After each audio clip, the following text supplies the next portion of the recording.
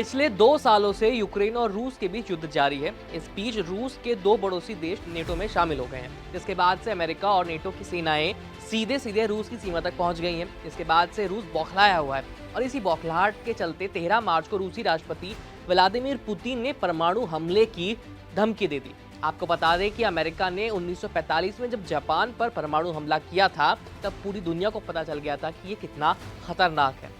Japan के Hiroshima और Nagasaki शहरों में आज भी इस भयानक हमले के निशान मौजूद हैं। इस हमले के बाद से अंतर्राष्ट्रीय स्तर पर सभी देश ये कोशिश करते हैं कि किसी भी स्थिति में परमाणु हथियारों के इस्तेमाल से बचा जाए, लेकिन रूस की इस धमकी ने सबकी चिंता बढ़ा दी है।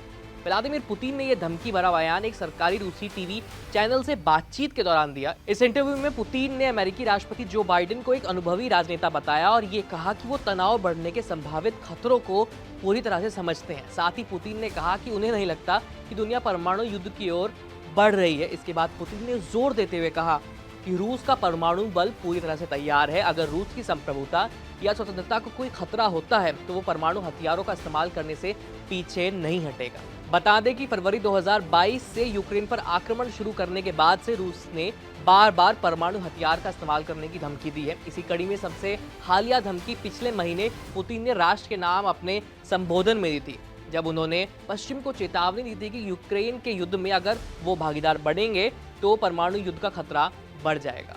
जब पुतिन से ये पूछा गया कि क्या यूक्रेन के साथ युद्ध में भी वो परमाणु हथियारों का इस्तेमाल करेंगे, इस पर पुतिन ने जवाब देते हुए कहा, नहीं, अभी इसकी कोई ज़रूरत नहीं पड़ी। यूक्रेन मुद्दे पर बात करने के लिए मॉस्को के दरवाजे हमेशा खुले हैं, लेकिन इस पर कोई समझौता तभी होगा जब पश्चिम की ओर से रूस को पक्की गारंटी मिलेगी। और बातचीत का ये मतलब बिल्कुल भी नहीं है कि बातचीत में उलझाकर दुश्मन और हथियार इकट्ठा कर ले।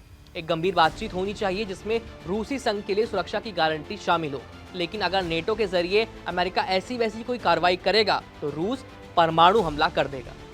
पुतिन ने आगे कहा कि अगले हफ्ते रूस में राष्ट्रपति चुनाव होने हैं, लेकिन यूक्रेन ड्रोन हमलों के जरिए चुनाव प्रक्रिया में बाधा डालने की कोशिश कर रहा है और रूस यूक्रेन की इस हरकत का जवाब भी देगा।